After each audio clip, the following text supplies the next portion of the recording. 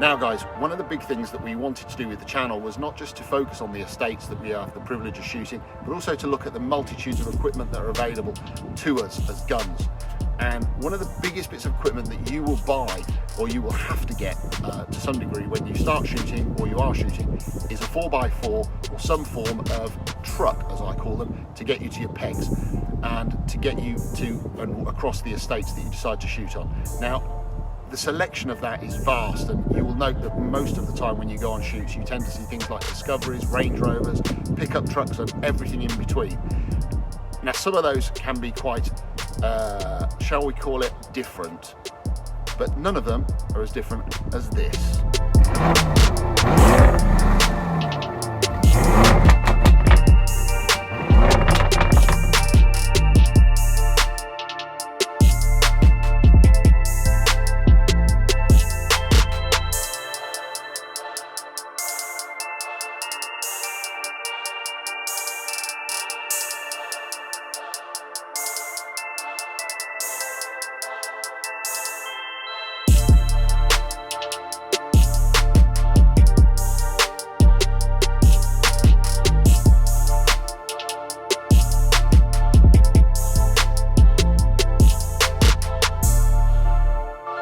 Hi guys, welcome back to the channel. Great to see you again. Hope you're all staying well and staying safe. If you are new to the channel, great big hello to you. Please do make sure you click that link below to subscribe to us. Make sure you do ring that bell as well, and then you'll be notified when the latest film comes out. If you do want to follow us on a daily basis, then click that link below, and please do follow us on our Instagram, where we are constantly posting pictures and what we do on a daily basis in the shooting industry.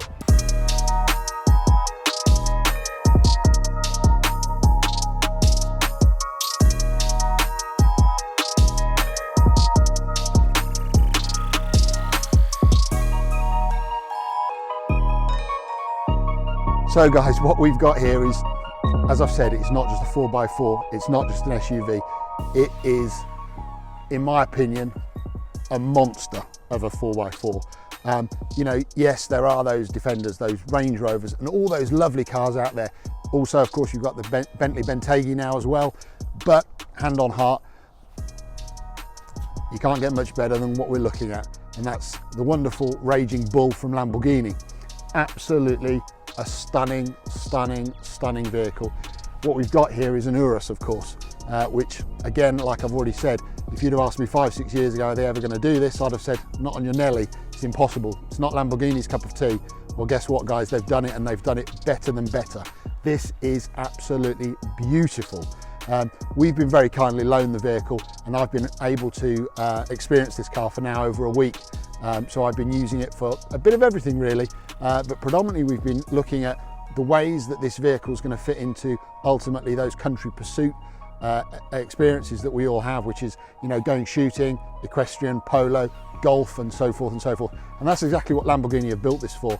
You know, if you have been privileged to ever own a Lamborghini, you'll know that Lamborghini has always been the name or one of the names for building supercars.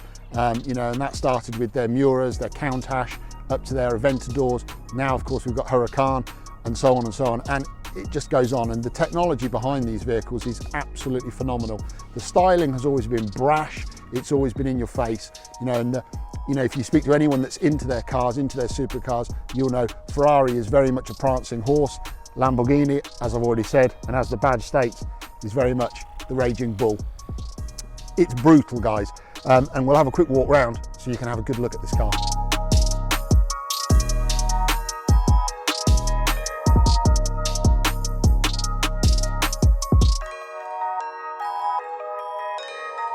Many of you will probably be thinking, Lamborghini, really? Do they actually make a 4x4? They do, and they have previously.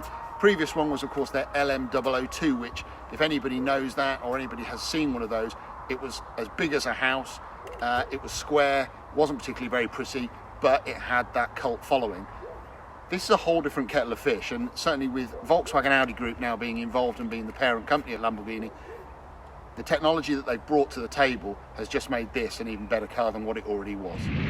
Lamborghini have kept this wonderful sharp nose, which is very much stereotypical of the Huracan, the Aventador, and certainly comes from their original cars, the Miura, the Jalfa, and the Countach.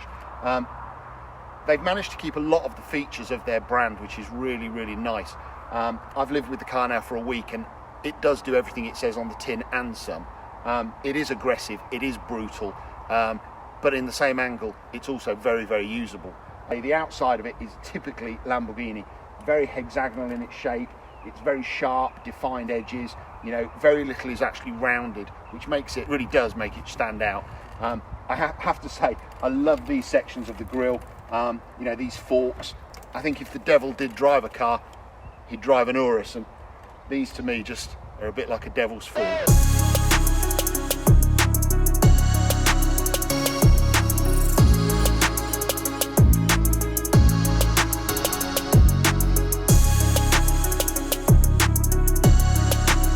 Let's have a look down the side of the car. We've looked at the front, we've told you about the sharp edges, the angles, and the fact that it is very stereotypically Lamborghini. That doesn't change as you get to the side either, guys. You've still got these nice big sharp angular edges, great big wheels. I mean, the wheels are as big as a satellite dish. They are enormous. It's also got carbon ceramic brakes, which have got the biggest production brakes currently available on a production vehicle. 440mm carbon ceramics, 10-pot calipers. Immense, huge. Stopping power is phenomenal on this car.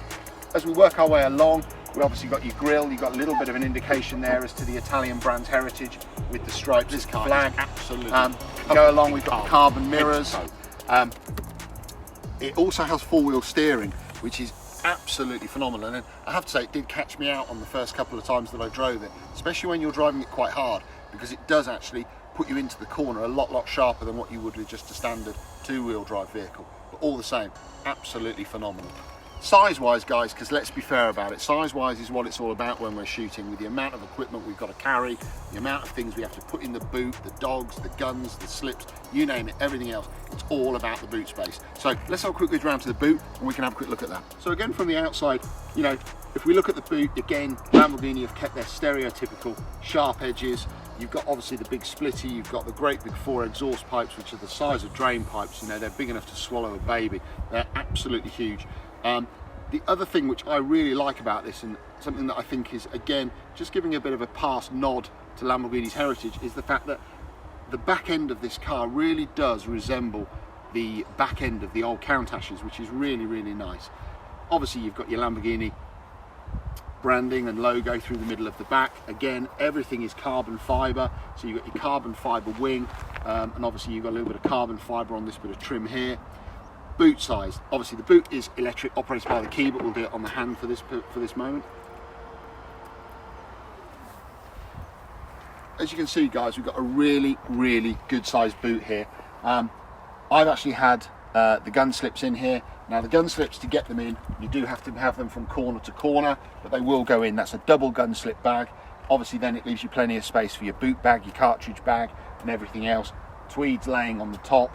So as a shooting vehicle goes, it's actually pretty practical, and you can get everything you want in it. Don't get me wrong, by the time you put maybe a dog box in there or something, you're not going to get your guns in there. They're going to have to go on the back seat.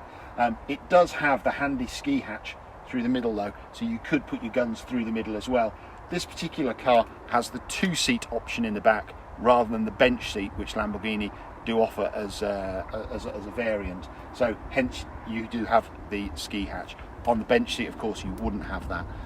But all in all, it's actually a really good sized boot. You've got all your standard with a car of this caliber, as you can imagine. The technology is endless. So you have got a boot lowering, a suspension lowering system on this side, where you can actually push it and the back will come down just for easy loading and so forth.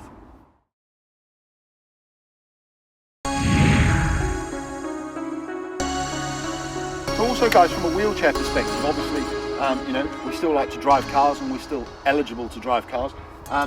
The one thing you will notice with, certainly if you have the opportunity and you have the privilege of owning one of these, is that the Urus is slightly lower than your Range Rovers and your Bentegues. So from a point of a wheelchair user getting in, it's actually a lot more easy to get in and out of this than it would be a Range Rover. So that's obviously something to bear in mind as well. Obviously, if you're not a wheelchair user, then regardless of height, you can just jump in and out.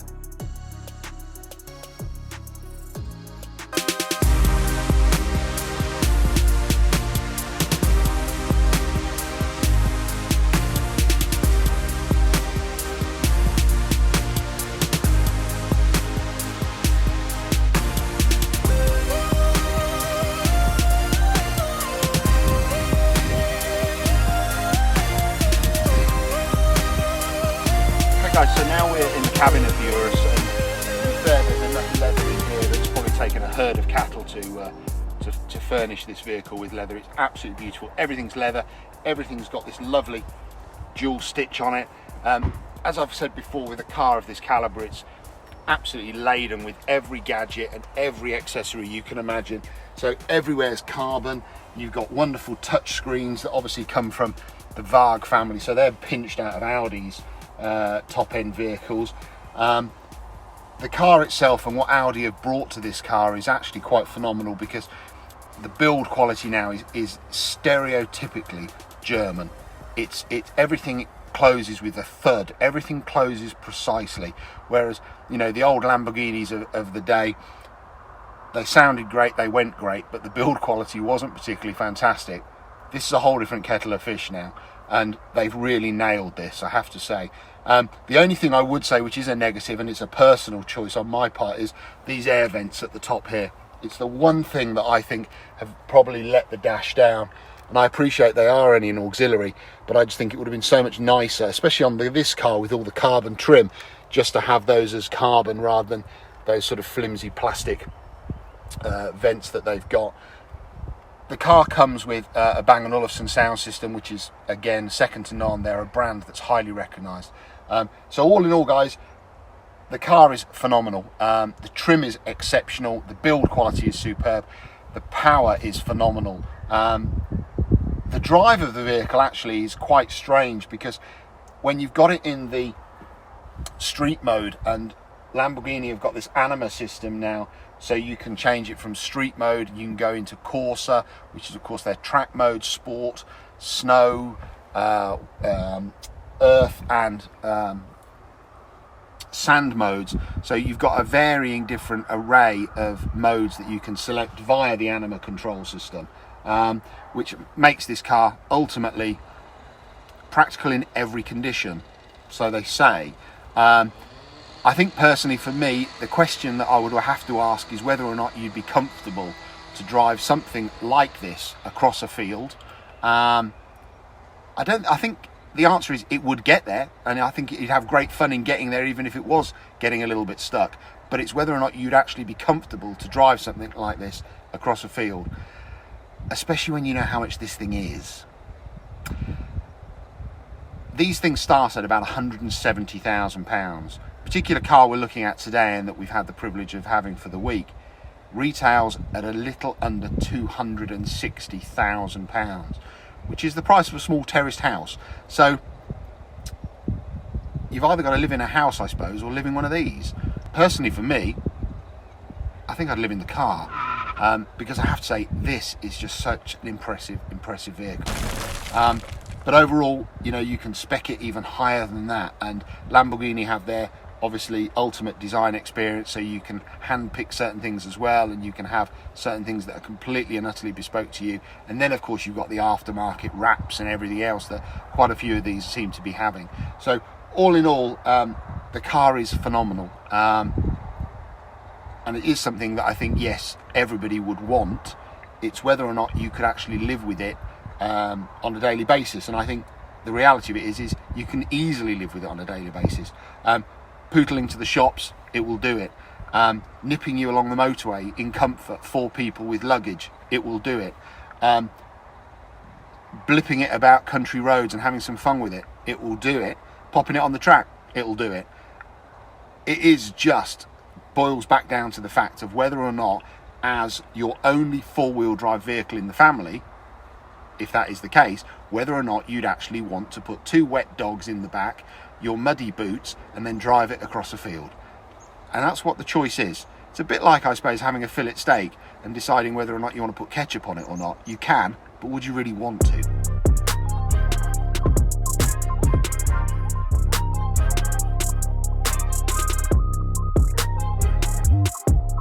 So you can see from the cockpit, guys, that, you know, this is not something for the faint-hearted. The cockpit is like something out of an aircraft. It really is. Everything is touchscreen. Everything is obviously flat, as you can see. There are no sort of protruding buttons anywhere, which is quite a nice change, really. even things like, for example, your hazard warning lights, which are normally on most cars, you know, quite a prominent button because of the nature of what the button is. With the Urus, it's just a touch button. Everything on the steering wheel is pretty much like it would be on most other cars to some degree. So you've got your indicators, your headlamps, your wipers, obviously you've got your cruise control and so forth. Obviously on the steering wheel you've got some other buttons which control such things as your fuel economies, and you can change the menu screens on the screen as they come up. You've obviously got your paddle shifts, which are really nice because they are made of metal rather than plastic. Again, my only negative to those is they are very small. So if you haven't got big hands and you're holding the steering wheel, it's quite a stretch to get to these the controls. Whereas certainly on the Huracan, certainly on the Galados, the paddles were a lot bigger. So you know, you could hold here and literally just use one finger to do it. But again, I think that's just a point of getting used to it and finding what suits you. And hand on heart, as I said, I've had the car for a week, and the only time I've used those is when I have had it in either the Corsa or the Sport mode. Certainly when it's in Strada, you don't need to do it. And I have to say, even when it was in Sport mode, you really don't need to do that unless you really want to. So again, it's again a personal preference.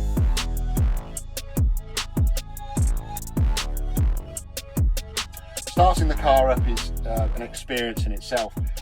Lamborghini have really sort of focused their facts on, you know, wanting to make the start of a big show and a big theatrical sort of display about this. So what Lamborghini have done is they've put this fighter switch in, which I actually think is really quite nice. And you just flick it up when you want to start it, pop the foot on the brake, push the button, and away she goes. It sort of just gives you that whole theatrical experience of this is a Lamborghini, and it's noisy and it's brutal and it's gonna eat your children sort of thing. It's a real sort of wow factor, and that's the whole point of it. As you can see with all the screens just initializing, everything is digital. Dashboard's digital, so gone are the dials that you would get on the older cars. You've now got the electronic dial. The main part of that, this section here, is obviously the rev gauge, and then obviously the speed is just here, the gear ratio is here, and then on each side you've got different other information that you need. This vehicle's also got the heads-up display, which I have to say, I haven't had a car before with heads-up display, and I was a bit dubious as to whether or not that would sort of take your eye off the road when you're driving the car. But I have to say, the way that it's positioned and the way it puts that information onto the road in front of you, or onto the screen, which looks as though it's on the road in front of you, is absolutely super, and it doesn't distract you at all. And I have to say, it's brilliant because you never really have to look at this. You just look at what you've got on the heads up all the time. As we said before, guys, the main control systems in this car are all coming from the top end of the Audi lineup, so the A8s and the A7s. Everything is touch control, but the nice thing is, when I say touch control, it's actually really touch sensitive. So it's not a fact that you're having to stab it to get it to actually do something. It's very straightforward. Just to touch a button, the radio comes on, go to your sat nav, and so on and so on and so on. They've used some quite nice roller dials here, which is quite nice when you are driving, because you're not having to push buttons. It is just on the roller dials, which is all very good as well. This car, as I said, has a multitude of different options, but as you'd expect with a car of this level, this luxury, cooling, heated seats, zoned air con, and everything else that goes with it is all part and parcel of the vehicle. It's also got a full panoramic roof, which obviously is all controlled by the system just up here, and obviously you've got the shield on it, so you can either have the shield open so you've got a glass roof, or have the whole panoramic roof open. You are closeted in absolute luxury in this car, there's no doubt about it, and if you want to arrive at a shoot relaxed, comfortable and unstressed, this car is certainly going to do that for you. Electric seats, lumbar supports, 12-way systems, you name it, it's got everything you can imagine that you'd want. But you'd also expect that for something at £260,000.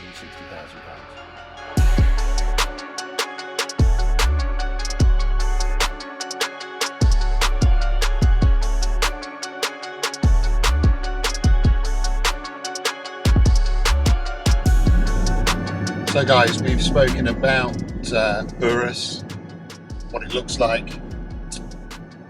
boot size, and gone through a little bit about, you know, the car itself and all of the different technologically advanced things that this vehicle has, and they are an endless list, by the way. I've only just touched on a few of them that are the big ones that really stand out. When you buy an Urus though, it's all about, or you buy a car like Urus, it's all about what it drives like, and it's sort of it's the whole picture of a car, isn't it? It's about the looks, it's about, yeah, the gadgets, but predominantly when you buy a car like this, it's all about two really big factors. What does it go like, and what does it sound like? And I can happily say to you that on both accounts, this is phenomenal.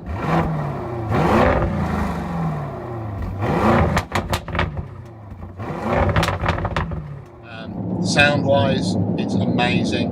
Driving-wise, it's very, very, very good. We're currently driving in the Strada mode, which is their street mode. We're doing 53 miles an hour. We're doing just over 1,000 RPM, and we're in 8th gear. And as you can hear, it's very, very quiet. It's very, very luxurious. You're closeted by these great big, amazingly thick window pane glasses. You're in lovely leather seats. You know, we've got the heated seat on. It's lovely. It's the positioning's right, the lumbar's right. Everything about what you're doing and being closeted in is absolutely perfect. And I have to say, when you're pottering around like this, you don't really feel like you're in a Lamborghini. You feel like you are in a Range Rover or a Bentayga, or you know, maybe one of the Porsche Cayennes even to some degree. It's very relaxed. You don't feel stressed, you know, and you feel like you could have the 2.4 kids in the back, the dog, and a bag of shopping, and you've just come back from Waitrose. It really is very, very, very chilled in here. And it's not even what you would expect from Lamborghini as a supercar maker. You know, with most of their cars, which are obviously phenomenal, world-class leading supercars, with that type of vehicle you expect the suspension to be hard, bumpy, you expect it to be sort of jittery, and you know, you're constantly correcting the steering wheel. With this, you just don't. It does what it needs to do. It drives very easily. You don't need to work with it. It just does it for you. And the only sort of time that it does reiterate to you, in certainly the street mode, that you're in a Lamborghini, is just when you breathe on the brakes and those big, big carbon ceramics just sort of grab a little bit. But even that, I have to say, I've driven a few other cars with carbon ceramics, and you do tend to find that they're either on or they're off, and when you breathe on them, you literally are face against the windscreen. It's a, you know, a bit of a face plant. But with this, they're not. You can actually push them, and they do gently interact with you to slow the vehicle down, which again is a really nice touch, and I think something that Lamborghini have really thought about, especially as the predominance of these cars are going to be used as Chelsea tractors. The only other thing that gives you a little bit of a reminder that you are in a Lamborghini is the, every now and again, even in street mode, little burble from the exhaust that makes you think, oh yes, I am in a Lamborghini, I am in something different, I'm not in an electric vehicle, I'm not in something that's very, very, very quiet. But again, it's so slight that you really do have to listen for that burble as such, just to remind you what you're in. I have to say, as a car to potter around in, it's just effortless, and it really, really, really does do what it says on the tin. It's just delicate, it's gentle, it's, in a lot of ways, it's your big old comfy armchair. When you say the word Lamborghini and SUV together, you generally would think, well, that's not going to work, it's not going to gel. But this actually does, and it gels because they've used the technologies, they've used the background, they've used the knowledge from the Volkswagen Audi group to bring in what Volkswagen Audi are well known for, which is, you know, those well-built general city type vehicles, you know, bar of course the R8, but you know, most of their vehicle range is built to get you somewhere in comfort, get you somewhere safely, and without too much interaction with the car. And that in itself is something that I think is very hard to put into something when you're then going to stick a 4-litre V8 twin turbo 641 horsepower engine under the bonnet and then say you can potter around in it and it won't break your eggs on the way back from the supermarket. So you go from this wonderful sort of feeling of being able to just potter around, enjoy the car, not really have to fight with anything, it just sort of drives itself really. However, there is another side to this car, a very much Jekyll and Hyde side, and that starts with a little button down there called Anima. Now, as I've said to you at the minute, guys, we are currently in street. If I now flick that into sport, instantly that burble becomes a volcanic eruption. Instantly the car's more responsive, it's tighter, and it is just a different vehicle. You feel like you've just got out of what could be your family shopping car and got into something that's going to rip your arms off. And trust me, this thing will rip your arms off. The noise, the power, everything, all of a sudden sort of pokes you in the eye and says, you're in a Lamborghini. And I have to say, it is phenomenal in sport. Just a flick of the throttle and the thump to get you to where you want to go is just absolutely amazing. This thing is phenomenal. It goes from the sublime to the absolute aggressive. The brutality of it is phenomenal. It honestly, when you accelerate, it just puts your eyeballs in the back of your head and just makes you hang on for grim death.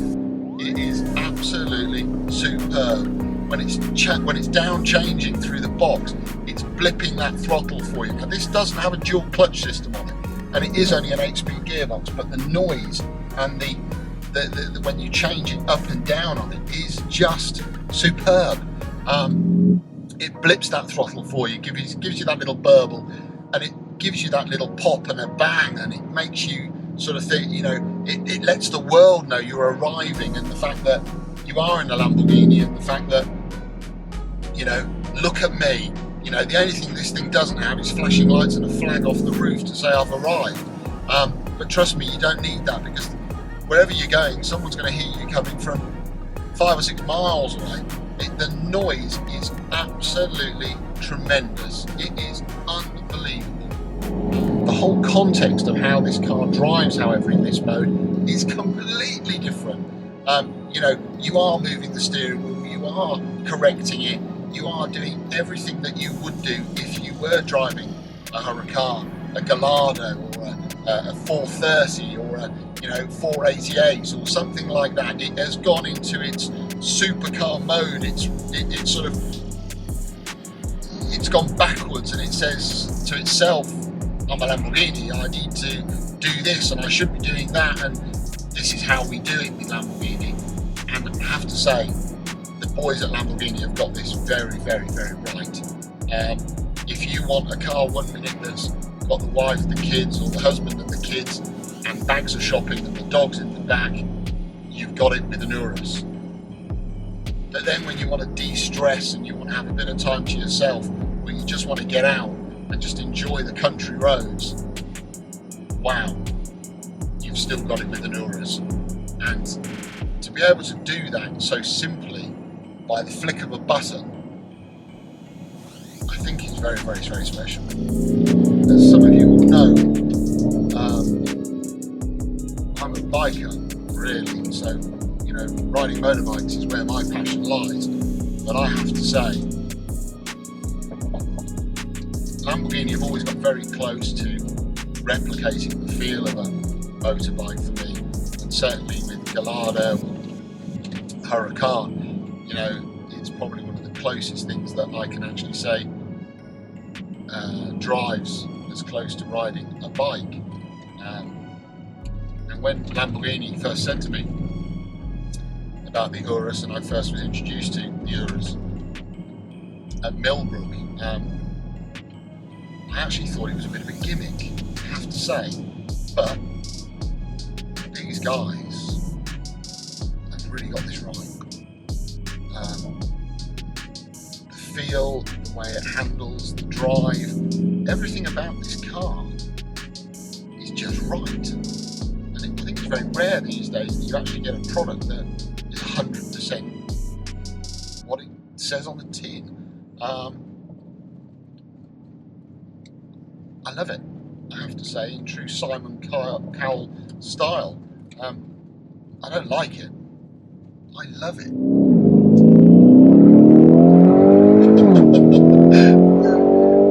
power of this thing and the way that this thing takes off. It's no wonder it has a fighter jet button covering the start-stop mode, because I have to say that once you pop this thing into sport mode, and once you put your foot on that right pedal, this thing is a fighter jet. It goes like it should be about to take off with that runway. And it is absolutely breathtaking. It sounds amazing. It is amazing.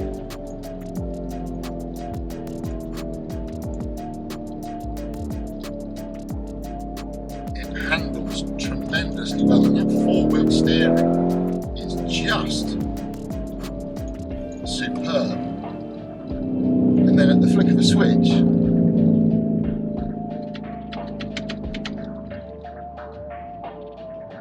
we're back into sedation again, and you're back into that calm, tranquil, pottering along, luxurious, chilled ride. Such good fun, such good fun, it's unbelievable. Wow. I mean, the only question you probably need to ask yourself is, how much do you get for a kidney these days? Because trust me, this thing's going to want to make you sell one. Oh my god, it's amazing. Unbelievable.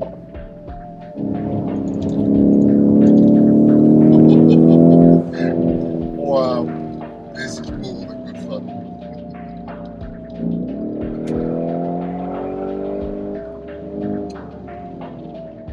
So guys, I think we've given you a good enough review of what we think Urus is capable of.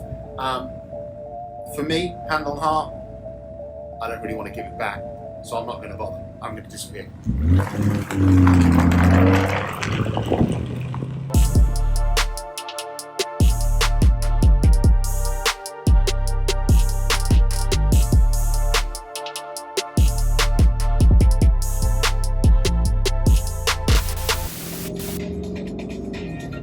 Go smoothly. This is a Lamborghini, you don't do anything smooth in a Lambo.